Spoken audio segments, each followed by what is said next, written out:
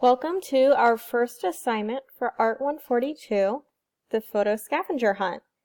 So in this assignment, you're going to shoot at least 36 images using the criteria listed below, but I want you to shoot more than 36 images.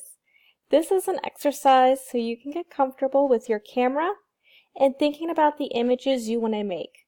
You will shoot in manual mode, so refer back to the exposure lectures, play around and get comfortable with your camera shooting manual. I will be checking your EXIF data to make sure you are shooting in manual, not in a automatic or semi-automatic mode, which would have been shutter priority or aperture priority.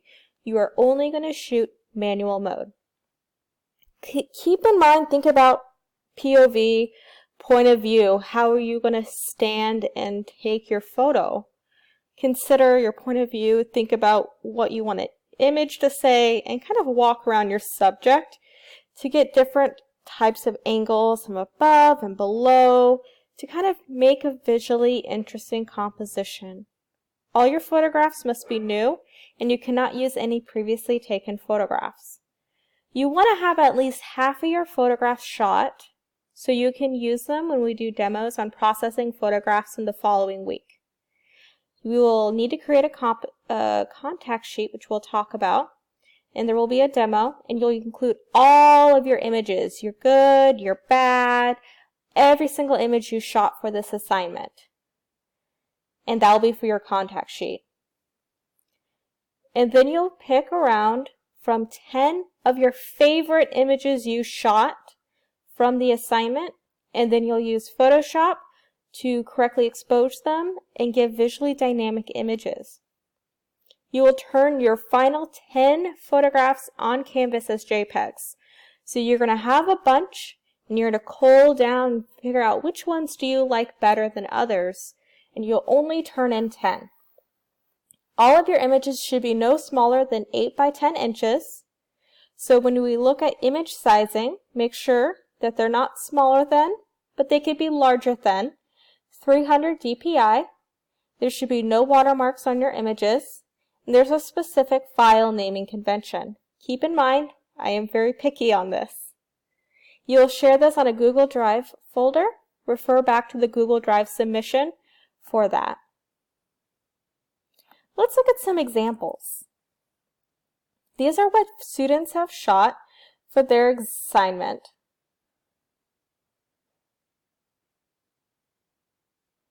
So you can take advantage and shoot around you, typically shooting inside your home, or your children or your family or your partner isn't going to create such a visually dynamic image because you're too comfortable. You see it how you see it, and sometimes we're unable to view things that we comfortably see in a different light. That doesn't mean you can't shoot in your home or of your children, of your partner, or of your friends. It just means that it can make it a lot more difficult to create a visually dynamic image, because sometimes we get too comfortable in our homes.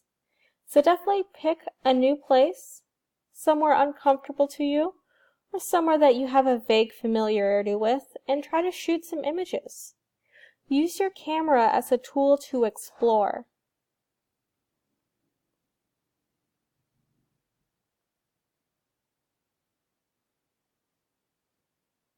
Try not to have your subject kind of posing, but maybe think about candid shots.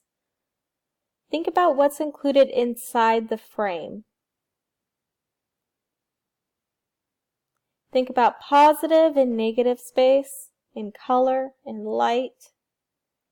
Typically shooting at high noon is bad. We'll talk about that during our lighting demos and lectures. Definitely play around with shutter speed so you can capture something that is hard to see with the eye. Take a new point of view. Look up and look down. And maybe try to make something around you interesting.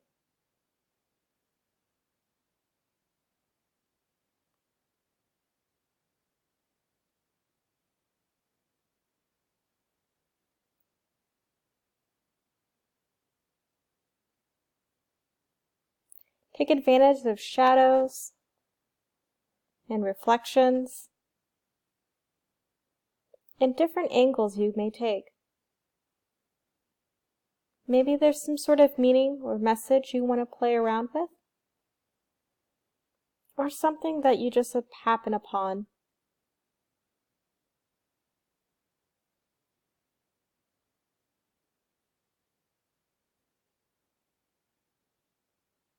Something that is peculiar.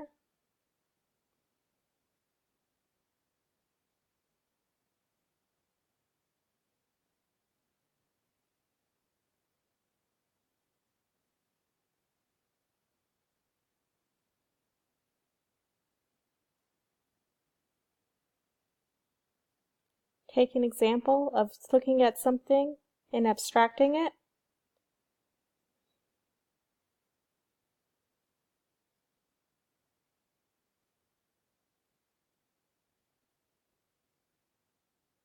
So get out there and shoot what's on the list, have fun and explore, and take yourself to somewhere new. I can't wait to see your photographs.